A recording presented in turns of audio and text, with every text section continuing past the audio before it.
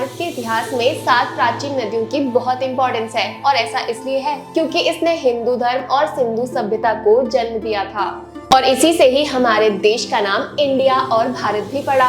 बात हो रही है सप्त सिंधु की। सप्त सिंधु शब्द का अर्थ है 7 नदियां। यही वो शब्द है जिसने हिंदू शब्द को जन्म दिया। सप्त सिंधु का मतलब होता है 7 नदियों का क्षेत्र और इन 7 नदियों का जिक्र हमें पुराणों ऋग्वेद के श्लोकों में बार बार मिलता है। और इस तरह से सिंधु शब्द वैदिक धर्म के प्रारंभिक समय से संबंधित है और ये वही क्षेत्र है जहाँ पर आर्यंस ने भारत आने पर सबसे पहले बसना शुरू किया था।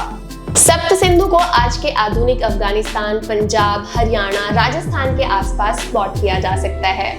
ऋग्वेद की नदी स्तुति सूक्त में नदियों की स्तुति का एक श्लोक है जिसमें इन 10 नदियों का जिक्र है, जिनमें नाम है गंगा, यमुना, सरस्वती, सुतुद्री, परसुन्नी, असिकनी और मरुद्रवृद्धा। ऋग्वेद के अनुसार सप्त सिंधु क्षेत्र में सरस्वती नदी पूरब में और सिंधु नदी पश्चिम में थी। सिंधु भारत में सबसे पवित्र माने जाने वाली 7 नदियों में से एक है। ये नदियां आज भी दुनिया भर के लोगों के लिए महत्वपूर्ण तीर्थ स्थल बन चुकी हैं। जल हिंदू धर्म के लिए एक बहुत महत्वपूर्ण भूमिका निभाता है। जल हिंदू धर्म के लिए एक बहुत महत्वपूर्ण भूमिका निभाता है और इन नदियों में स्नान का धार्मिक महत्व होता है। लोग इनमें स्नान करके अपने पापों से मुक्त होते हैं। अब इन 7 पवित्र नदियों के बारे में और रोचक फैक्ट्स भी हैं। तो शुरुआत करते हैं पहले और सबसे प्रमुख गंगा नदी के साथ। गंगा नदी भारत में सबसे पवित्र नदी है और लोग इसमें स्नान करके अपने सभी पापों के लिए क्षमा पाते हैं। इस नदी के किनारे हजारों मंदिर हैं और ये उत्तर भारत में लगभग 2600 किलोमीटर तक बहती है। गंगा नदी हिंदुओं के लिए सिर्फ एक नदी नहीं है, बल्कि ये माँ गंगा का रूप है और दुनिया भर के करोड़ों लोगों की धार्मिक आस्था का केंद्र है। इसके अलावा ये भारत के 40% से ज्यादा जनसंख्या को जल और जीवन का महत्वपूर्ण स्रोत भी है। एक प्रसिद्ध कहानी के अनुसार गंगा नदी को राजा भागीरथ तपस्या करके पृथ्वी पर लाए थे ताकि उसके जल से उनके पुत्रों को मोक्ष मिल सके और इसीलिए गंगा नदी मोक्ष प्राप्ति के लिए विख्यात हो गई और तभी से इस घटना के स्थल पर गंगा सागर मेला आयोजित किया जाता है। ये मेला भारत के कुंभ मेले के बाद दूसरा सबसे बड़ा मेला है और मकर संक्रांति पर ये गंगा सागर मेला हर साल लगाया जाता है। दूसरी पवित्र नदी है यमुना नदी, जो गंगा की दूसरी सबसे बड़ी सहायक नदी है और भारत की सबसे लंबी सहायक नदी है। इसका उदय यमुनोत्री ग्लेशियर से होता है, जो उत्तराखंड के लोअर हिमालयन पर्वत की दक्षिण पश्चिम की तरफ 6387 मीटर की ऊंचाई पर स्थित है। इस नदी का हिंदू धर्म में विशेष उल्लेख है। पुराणों के अनुसार यमुना नदी की उत्पत्ति एक ग्लेशियर लेक से होती है, जो सप्त ऋषि कुंड के नाम से जाना जाता है, जहाँ माँ यमुना की उपासना की जाती है। माँ यमुना को यमी के नाम से भी जाना जाता है, जो यमराज यानी मृत्यु देवता की बहन है और इन दोनों के पिता है सूर्य देवता। और इसलिए जो लोग इस पवित्र नदी के जल में स्नान करते हैं उनका मृत्यु का डर दूर हो जाता है। तीसरी नदी है इंडस नदी यानी सिंधु नदी, जो अब पाकिस्तान की एक महत्वपूर्ण नदी है। इतिहास के अनुसार राजा डेरियस ने पर्शिया से एक रिसर्चर स्काईलैक्स को 510 बीसी एरा में भेजा था। इंडस रिवर 3180 किलोमीटर लंबी है और पश्चिम तिब्बत से निकलकर लद्दाख और गिलगित बल्तिस्तान के प्रदेशों से होकर पाकिस्तान के करीब कराची के किनारे अरेबियन सी में गिर जाती है। और सिंधु शब्द से प्राचीन फारसी का शब्द हिंदू शब्द बना है, क्योंकि ये नदी भारत की पश्चिमी सीमा पर बहती थी और इस सीमा के उस पार से आने वाले लोगों के लिए सिंधु नदी को पार करने का मतलब होता था भारत में आना। और यूनानियों ने इसी आधार पर सिंध को इंडस और भारत को इंडिया नाम दिया था। महाभारत में सिंधु का गंगा और सरस्वती के साथ उल्लेख किया गया है। श्रीमद् भागवत में सिंधु को सप्तवती कहा गया है, क्योंकि सिंधु 7 नदियों की संयुक्त धारा के रूप में समुद्र में गिरती है। और दिल्ली के मेहरौली में लौह स्तंभ पर चंद्र के अभिलेख में सिंधु नदी के सप्तमुखी यानी 7 मुख वाली कहा गया है, जो 7 रिवर्स को रेफर करता है।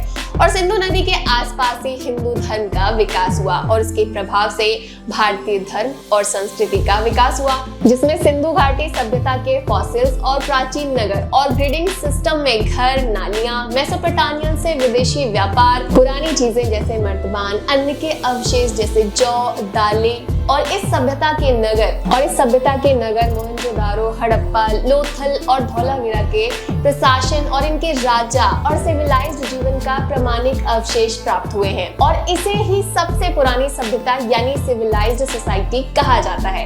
यानी सिंधु नदी बहुत इंपॉर्टेंट रिवर है। अगली सरस्वती नदी है, जिसके वर्तमान में पूरी शारीरिक स्थिति नहीं है, यानी कि ये दिखाई नहीं देती है। माना जाता है कि ये भूमि के नीचे से बहती है। इस स्थल को हिंदुओं के लिए पवित्र माना जाता है। सरस्वती नदी उत्तर पश्चिम भारत और पाकिस्तान में बहती है। यमुना और सतलुज के बीच से लेकर थार मरुस्थल तक जाती है। सरस्वती नदी वैदिक काल के ग्रंथों में ज्ञान और विद्या का प्रतीक है। वैदिक विद्या और सभ्यता की उत्पत्ति की कहानियों में सरस्वती रिवर को बहुत इंपॉर्टेंस मिली हुई है। और आज सरस्वती नदी भारत के उत्तराखंड राज्य में बहने वाली एक हिमालयी नदी है। ये अलकनंदा नदी की एक मुख्य उपनदी है और माणा गांव के समीप स्थित केशव प्रयाग में उससे संगम करती है।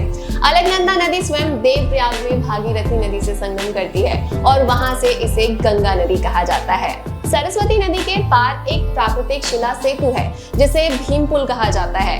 मान्यता है कि महाभारत के भीम ने द्रौपदी को नदी पार कराने के लिए भीम पुल बनाया था। अगली नदी है गोदावरी नदी। ये देश की दूसरी सबसे लंबी नदी है और इसके होने के कारण नासिक में कुंभ मेला का ये एक बेहद महत्वपूर्ण तीर्थ स्थल है। माना जाता है कि गोदावरी नदी के पवित्र जल में स्नान से कई पापों से मुक्ति मिलती है। इसका स्रोत महाराष्ट्र के त्र्यंबकेश्वर है, जो नासिक जिले में है और ये 1465 किलोमीटर तक बहती है। ये नदी महाराष्ट्र, तेलंगाना, आंध्र प्रदेश, छत्तीसगढ़ और उड़ीसा के राज्यों का वाटर सोर्स भी है और ये नदी अंत में बंगाल की खाड़ी में बह जाती है। अगली है नर्मदा नदी। नर्मदा एक संस्कृत शब्द है जिसका मतलब होता है जो दूसरों में कोमलता को जगाती है। पुराणों के अनुसार नर्मदा भगवान शिव की प्रार्थना पर आकाश से गिरकर आई थी।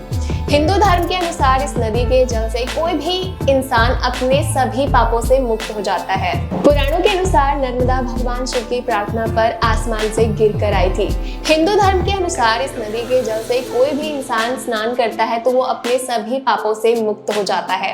नर्मदा नदी को मध्य प्रदेश और गुजरात की लाइफलाइन भी कहा जाता है, क्योंकि मध्य प्रदेश और गुजरात के विकास में इसकी महत्वपूर्ण भूमिका है। सप्त सिंधु नदियों में अंत में आती है कावेरी नदी। कर्नाटका में स्थित शिवन समुद्रम फॉल्स ये देश के सबसे बड़े झीलों में से एक है। प्राचीन तमिल साहित्य में इसको पुन्नी या सोने की कन्या के रूप में भी जाना जाता है, क्योंकि ये पतली मिट्टी जमाती है।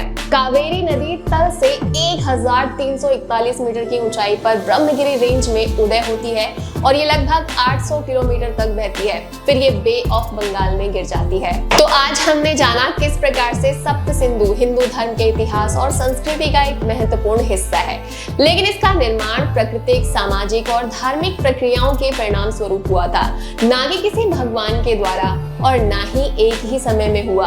और सिंधु नदी जो अब पाकिस्तान में इंडस रिवर के नाम से जानी जाती है और उसकी सहायक नदियां आज भी मौजूद हैं और इस क्षेत्र के लोगों के जीवन का एक महत्वपूर्ण हिस्सा है।